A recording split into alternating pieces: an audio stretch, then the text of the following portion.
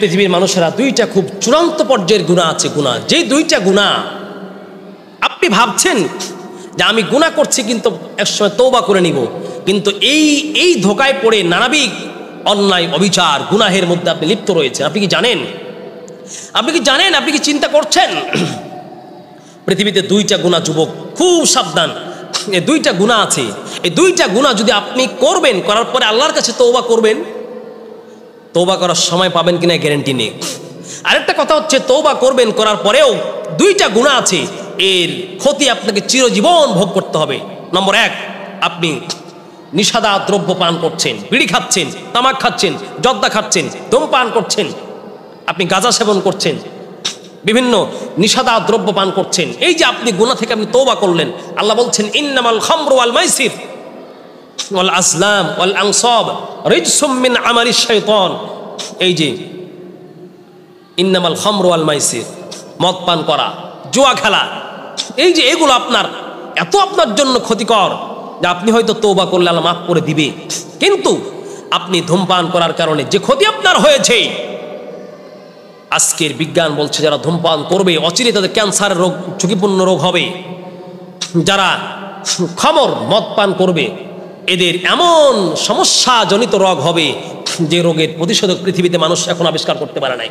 আপনি পাবনা মেন্টাল হসপিটালে যান, অধিকাংশ মানুষ যারা পাগল হয়েছে তারা হচ্ছে যারা মাদকাসক্ত তারা। ওই জন্য যুবককে আমি বলবো, বিড়ি খাচ্ছেন, লজ্জা করা তো দরকার।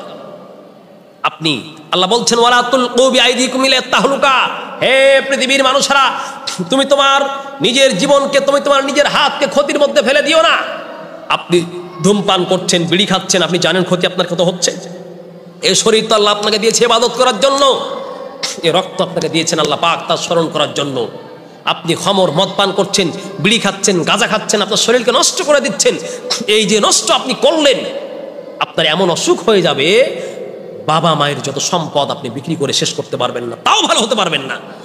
আপনি মনে গেলেন কিন্তু আপনার সন্তানকে এতিম বানালেন, আপনার বিবিকে আপনি বিধবা বানালেন। এই জন্য খুব সাবধান। গাঁজা খাওয়া, বিড়ি খাওয়া, তামাক খাওয়া, জর্দা খাওয়া, এগুলো আপনি ছেড়ে দেওয়ার চেষ্টা করেন। আপনি বিড়ি খাচ্ছেন, তারপর লজ্জা করেন আবার। কতটা নির্লজ্জ হতে পারে মানুষ, এটা জানছে, ডাক্তার বলছে, বিজ্ঞানী বলছে, জ্ঞানীরা বলছে যে আপনি বিড়ি খাচ্ছেন, ধূমপান করছেন, শরীরকে শেষ করে দিচ্ছেন। হে যুবক, মদ পান করছেন, শরীরকে শেষ করে দিচ্ছেন। হে যুবক, আপনি নিজের জীবনকে শেষ করে দিচ্ছেন। এই মদ পান করে যে ক্ষতি আপনি করছেন, তওবা করলে মাফ হয়ে যাবে, কিন্তু আপনার শরীরে মদ পান করার কারণে যে ক্ষতি হয়েছে, আপনি কি জানেন কত ক্ষতি আপনার ভিতরে ঢুকেছে? এই ক্ষতির প্রায়শ্চিত্ত, এই ক্ষতির ঋণ আপনি শোধ করতে পারবেন না।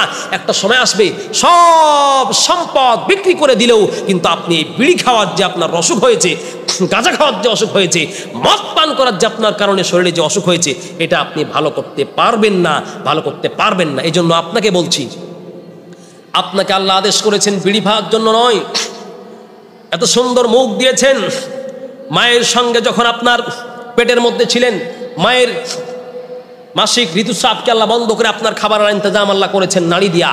ওই নাপাক খাদ্য আপনার মুখ দিয়ে আল্লাহ প্রবেশ করার নাই, কারণ আল্লাহ বলছেন পৃথিবীতে মানুষ গিয়ে এই পবিত্র জবানকে আমি পবিত্র রাখলাম, মুখকে পবিত্র রাখলাম, এই পবিত্র মুখ দিয়ে আল্লাহ নামের জিকির করবে। আরে তোমাকে আল্লাহ সৃষ্টি করেছে আল্লাহ নামের জিকির করার জন্য মুখ দিয়া। তুমি বিড়ি খেয়ে শয়তানের মতো তোমার মুখকে কালো করছো, ঠোঁট কালো করছো, মুখ দিয়ে দুর্গন্ধ বের হচ্ছে, আবার নামাজে দাঁড়াচ্ছ, লজ্জা করা দরকার।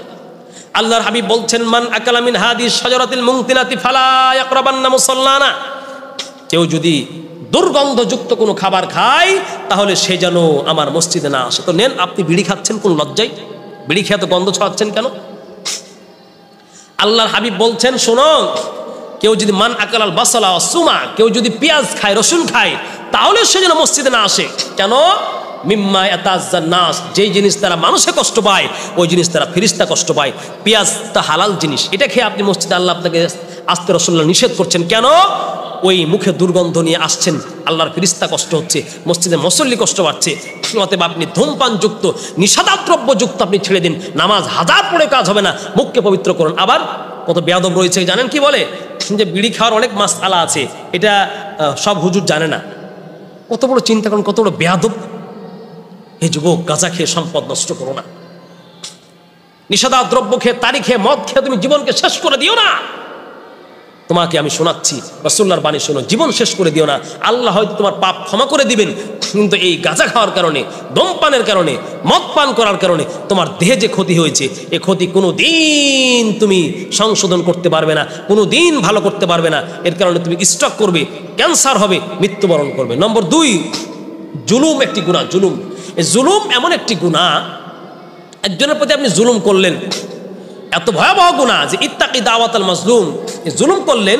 জুলুম করার কারণে যে মাজলুম হলো, মাজলুম, রাসূলুল্লাহ বলছেন মাজলুম যদি ফাইন্না বাইনাহু ওয়া বাইনাল্লাহি লা হিজাব, মাজলুম ব্যক্তি যদি আল্লাহর কাছে দোয়া করে, ওই দোয়া আল্লাহ ফেরত দেন না, মানে তোমাকে ধ্বংস করে দিবে ওই মাজলুম ব্যক্তির দোয়া।